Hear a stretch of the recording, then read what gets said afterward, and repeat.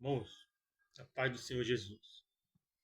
Vamos agora dar continuidade à nossa leitura diária do ano de 2025, na Bíblia do Expositor, um capítulo por dia.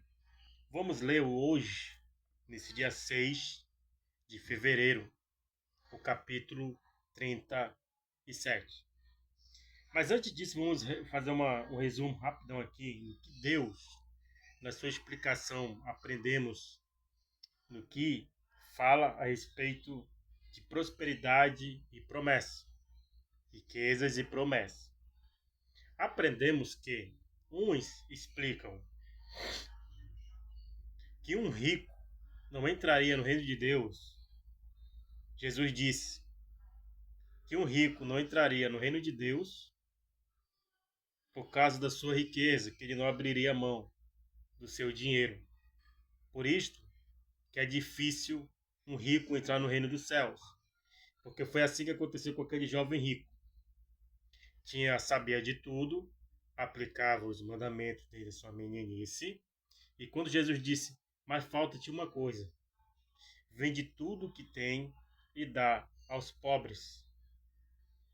Aprendi que, durante esta caminhada com o Senhor, pregações e ouvindo sermões, que um rico não entrará no reino dos céus, porque Deus não é Deus do dinheiro, e sim mamão.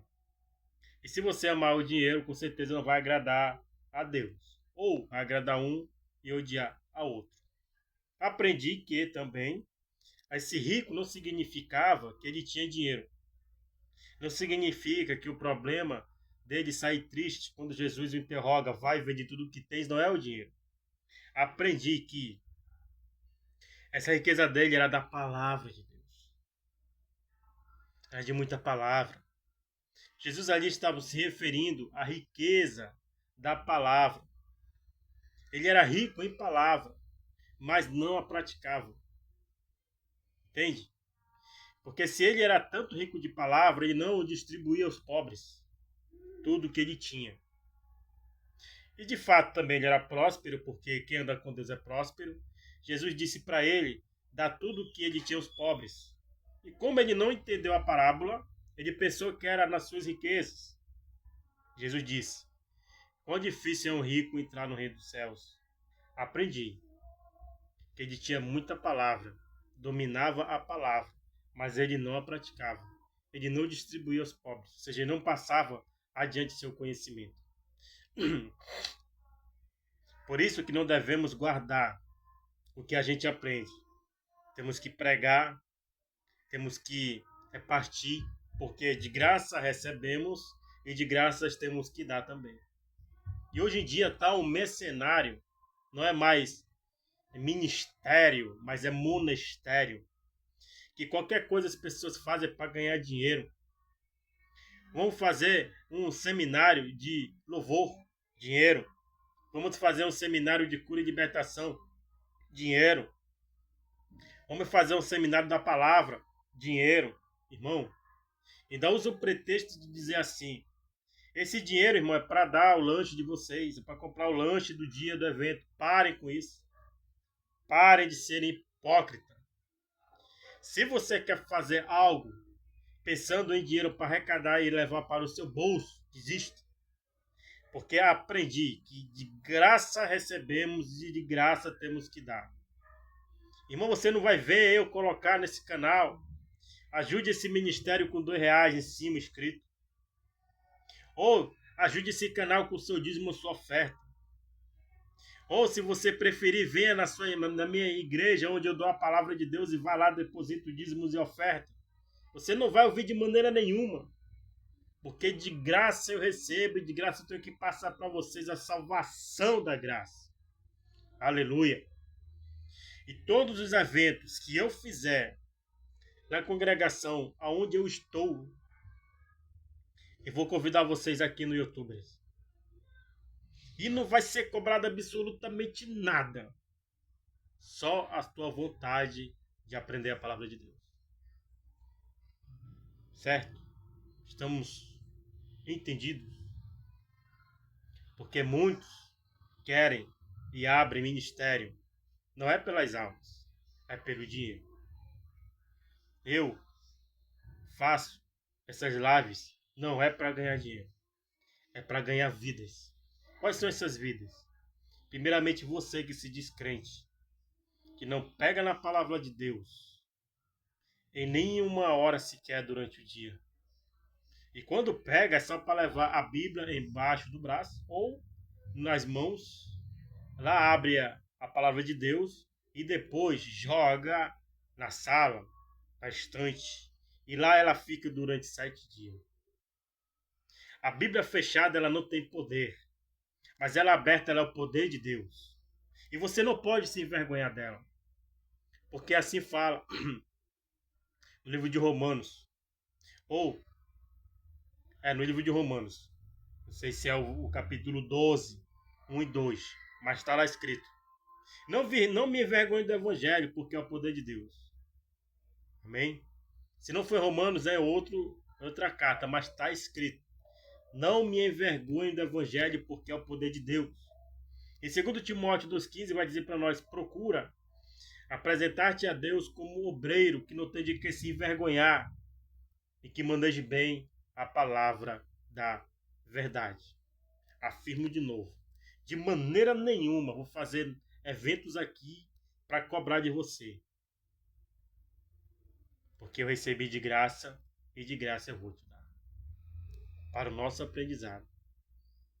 É a palavra de Deus. Está aqui escrito. E essa Bíblia do expositor tem nos ensinado algo muito grande. Tem outras Bíblias de estudo. Mas essa é a minha primeira Bíblia do expositor. E vou comê-la como João comeu.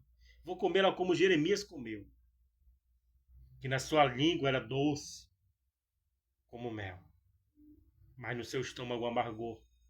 Porque do que vai para o estômago terá que sair e voltar para fora em forma de palavras. E a verdade para o mundo ela é amarga, ela dói. Por isso que é amarga. Entende? Então vamos iniciar esta live. Senhor Deus Todo-Poderoso, dê-nos graça. O que eu preciso, Espírito Santo, é que o Senhor nos ajude no crescimento deste canal com o número de inscritos. Somente isso. Número de inscritos. Para que esses inscritos venham ler a tua palavra comigo, acompanhar na leitura. Senhor meu Pai. E que todo e qualquer comentário o teu Espírito Santo induz eles a escreverem sobre o que é lido, sobre o que aqui é discutido, ou agradecimento, ou dizer que após a leitura diária está mudando suas vidas. Isso vai ser o maior prazer, não para mim, mas para o teu Espírito, porque o teu Espírito Santo está nessa rede social. Senhor meu Deus, aonde o teu Espírito Santo está, a liberdade. Meu Deus, e onde a tua palavra é pregada, ela há a vida e a salvação de almas. Amém. Então vamos iniciar agora este capítulo 37, esse dia 6 de fevereiro. 37 dias lendo a palavra de Deus. 37 dias do ano de 2025. Aqui vamos aprender no capítulo 27 sobre os sonhos de José. No meado dos anos de 1729 antes de Cristo. Vai ser uma palavra muito poderosa para você e para mim também. Vamos lá?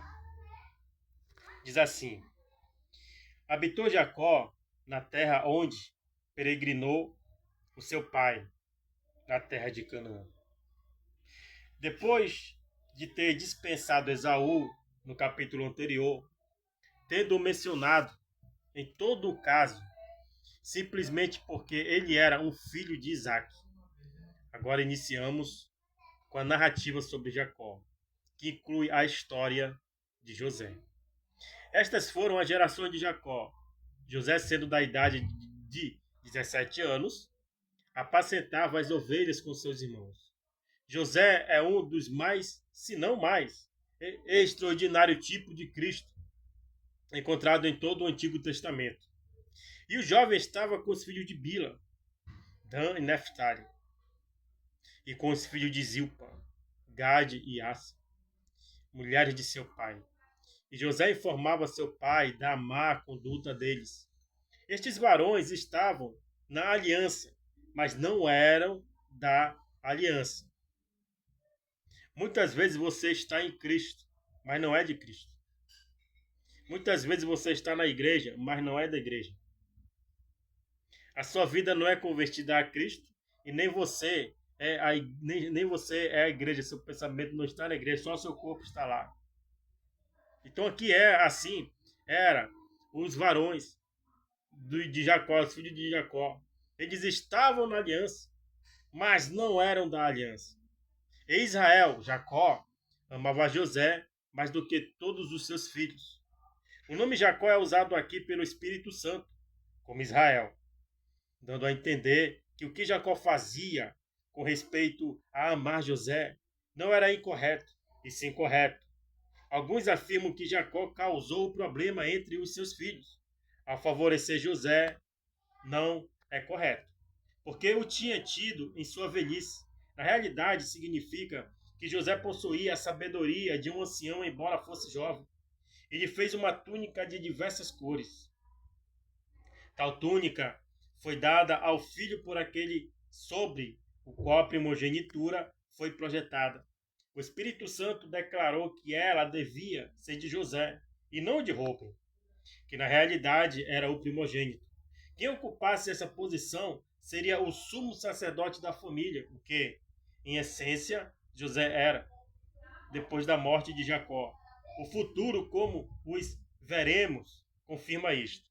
E vendo seus irmãos que seu pai o amava mais do que todos eles, aborreciam-no e não falavam com ele pacificamente. Isto tipifica perfeitamente Cristo, de quem José era um dos mais notáveis tipos que vemos na palavra de Deus.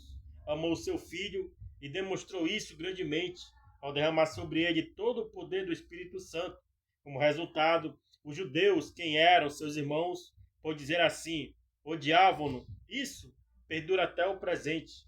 Os que são do Espírito da cruz são odiados pelos que são da carne. Aleluia. E sonhou José um sonho, e contou a seus irmãos, e eles vieram aborrecê-lo ainda mais. O Senhor revelou o futuro em um sonho a José, embora o sonho efetivamente se referisse a ele. Referia-se mais a Cristo e a Israel, com os homens que odiavam José, sendo um tipo de Israel. José disse a seus irmãos a verdade, e eles os odiaram ainda mais. Assim também é com o grande antitipo de José. Cristo deu testemunho da verdadeira e o seu testemunho da Cristo deu testemunho da verdade e o seu testemunho da verdade foi respondida por parte do homem com a cruz. E ele lhes disse: ouçam agora este sonho que sonhei. Eis que estávamos atando molhos no meio do campo, eis que o meu molho se levantava e estava direto. O que os seus molhos estavam ao redor se inclinavam ao meu. Prostravam-se. Foi da vontade de Deus José relatar esse sonho, que os seus irmãos recordariam e veriam cumprir-se exatamente como foi declarado. O comentário de quando a isso, José contou este sonho na simplicidade do seu coração, e ao fazê-lo também foi guiado, possivelmente até inconsequentemente, mas, sobretudo, pela previdência que prepondera e faria uso do relato sobre o sonho como o primeiro passo para o seu cumprimento. Vamos falar agora sobre a rejeição do sonho. A rejeição dos filhos de Jacó pela pessoa de José. Né? Rejeitou José e disse assim: e lhe responderam os seus irmãos: deverás tu reinar sobre nós? Ou deves tu ter domínio sobre nós? E aborreceram ainda mais, por causa dos seus sonhos e das suas palavras. O ódio que os irmãos de José exibiram por ele representa os dos judeus na época de Cristo. Ele veio para os que eram seus, e os seus não receberam.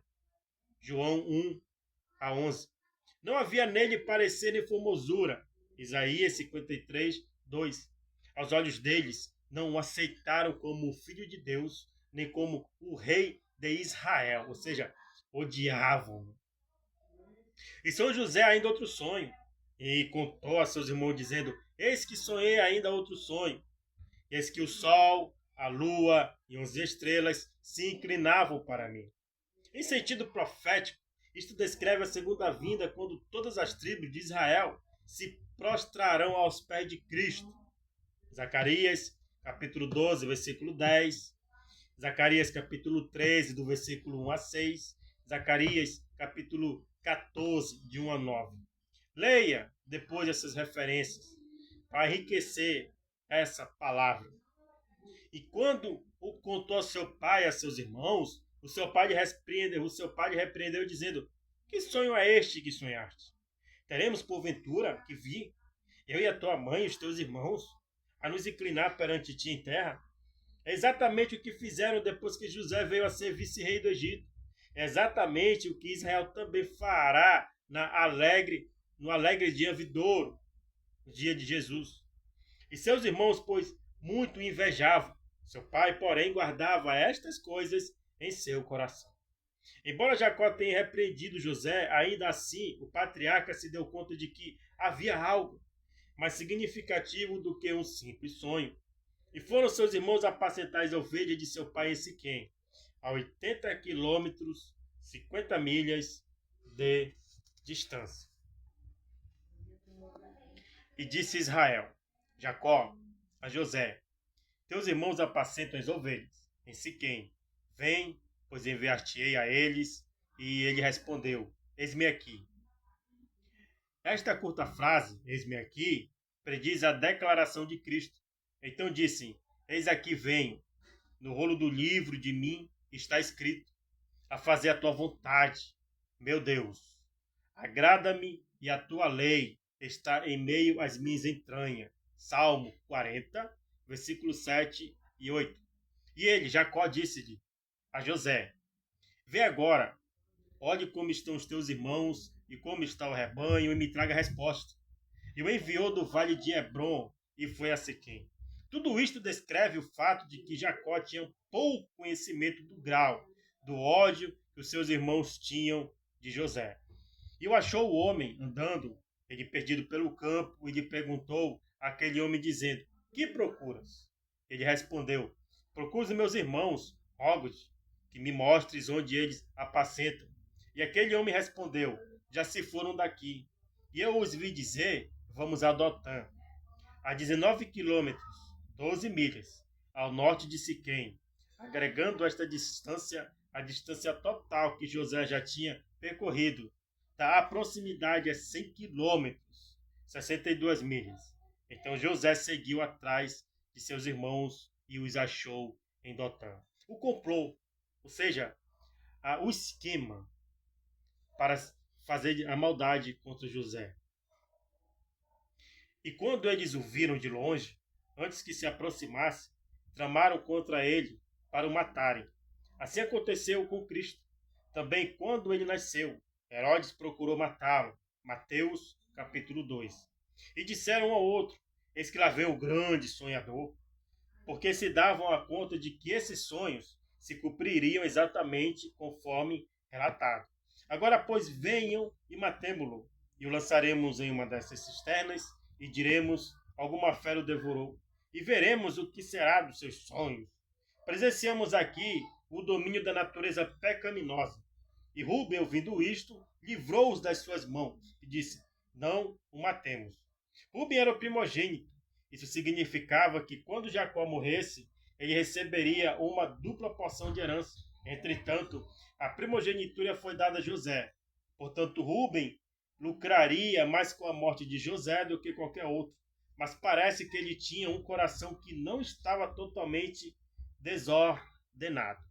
Ele disse ainda a Rubem: Não derrameis sangue, jogai-o nesta cisterna que está no deserto, e não ponhais as mãos nele. Disse isto para poder libertá-lo das suas mãos e fazê-lo voltar para o seu pai. Ele pensava que poderia voltar depois de resgatar José, Parece que ele tinha que ir a algum lugar e depois retornaria, mas muito tarde já teriam vendido José como escravo. E aconteceu que quando chegou José a seus irmãos, e eles fizeram José despir a túnica de várias cores que tinham sobre si. A carne odeia o espírito, do qual a túnica era um tipo. Entretanto, quando eles tiraram a túnica de José, não tiraram a unção, porque a túnica era somente um símbolo disto. E tornaram-no e jogaram no poço. Mas o poço estava vazio, não havia água nele. Quando olhamos José no poço e na prisão, e depois o vemos como o governador de toda a terra do Egito, constatamos a diferença entre o pensamento de Deus e os pensamentos do homem. Quando olhamos para a cruz e logo depois para o trono da majestade nos céus, percebemos a mesma coisa. E se ausentaram a comer pão. Pelo visto, a ideia deles era que o atirariam ao poço e deixariam-no morrer de fome. Mas aconteceu agora uma mudança. E levantando os olhos, olharam, e eis que uma companhia de ismaelita, que vinha de Gileade, e os seus camelos traziam aromas, bálsamo e mirra, que iam levar ao Egito. Então Judá disse a seus irmãos: que proveito haverá que matemos ao nosso irmão e ocultemos o seu sangue? Vinde o vendemos a estes ismaelitas, e não seja a nossa mão sobre ele, porque é nosso irmão, nossa carne. E seus irmãos concordaram. Junto com Ruben, Judá é o que salvou a vida de José, sugerido o que eles o vendessem como escravo. Entretanto, era um pequeno ato de misericórdia da parte de Judá que, sob circunstâncias normais, estava imputando a José uma vida pior que a morte. O Egito. Vamos falar agora sobre a ida ao Egito. E quando passava os midianitas, mercadores, estavam viajando junto com os ismaelitas.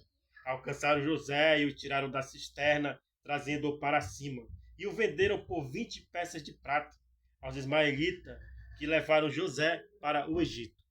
José, como um tipo de Cristo, o Salvador, foi vendido por algumas peças de prata. José foi levado ao Egito. Do mesmo modo, os gentios aceitaram a Cristo. Aleluia. Agora vamos relatar sobre o engano. E Rubem, voltando da cisterna, e não achando José dentro da cova, rasgou as suas vestes. Quando Rubem retornou, parece que ele sentiu realmente pena de José pelo acontecido.